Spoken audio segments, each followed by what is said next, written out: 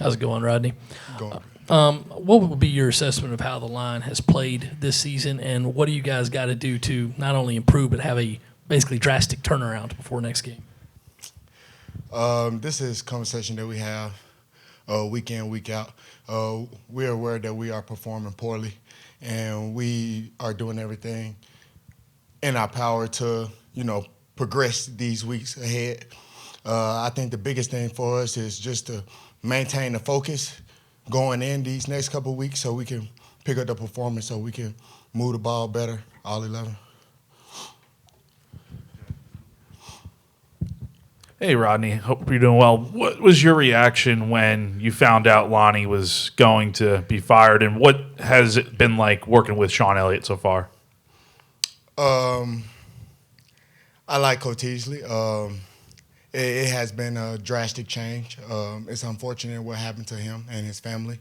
I think the change that has been made is something that can benefit the offensive line room.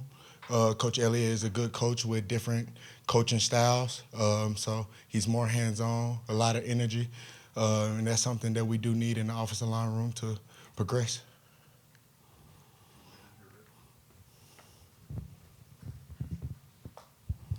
What are some of the conversations between the players about what is going wrong and what needs to be done to correct it? Well, we know it's not a talent issue. It's not a want-to issue. I think the biggest thing that we have came to as a team is just maintaining focus so we can stay consistent, so we can be consistent more often for us to be more efficient on Saturdays.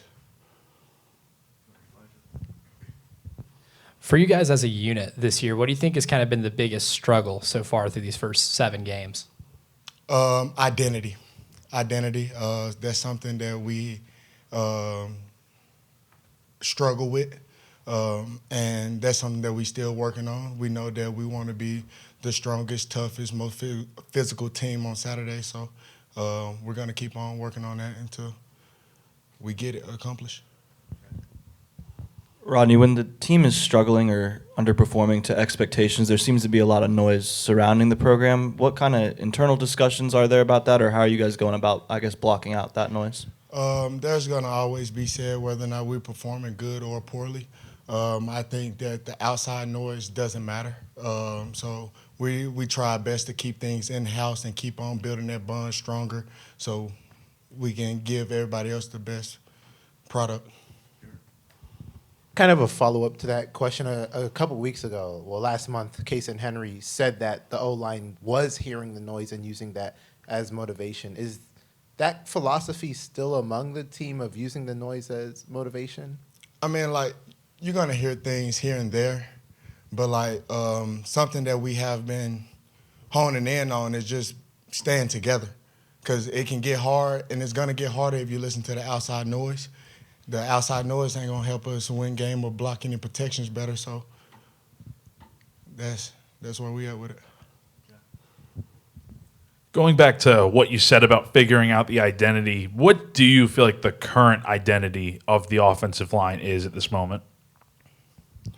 It's want to. We have to be better. We want to be the most physical, the most dominant opposing unit on the field at all times. I think going forward is we lost my train of thought. Hold on. Can I get the question one more time? Yeah, just the identity, but also how do you kind of work to figure out that identity? Is it just practice? Is it bonds? What do you guys do to figure that out? Well, we spend time together. I think finding the identity is still in the works. We know what we want to do. We go into the game confident, knowing what we are about to do. I think we just have to hone in on staying together. It's just the outside noise. We just got to stay together as a unit.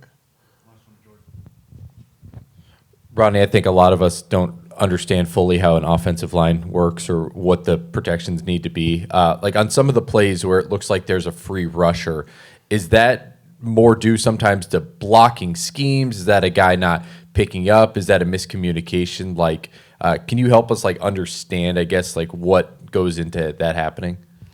Well, all of those happen this year. Sometimes it is our fault, sometimes it isn't. Sometimes that's just how the misfit of the pocket happens. And it's not on the offensive line or it's not on the QB all the time. So just making sure that we each 5 work as one is the most important thing so we can get all of those free runners cleaned up. Thank y'all. Have a blessed one.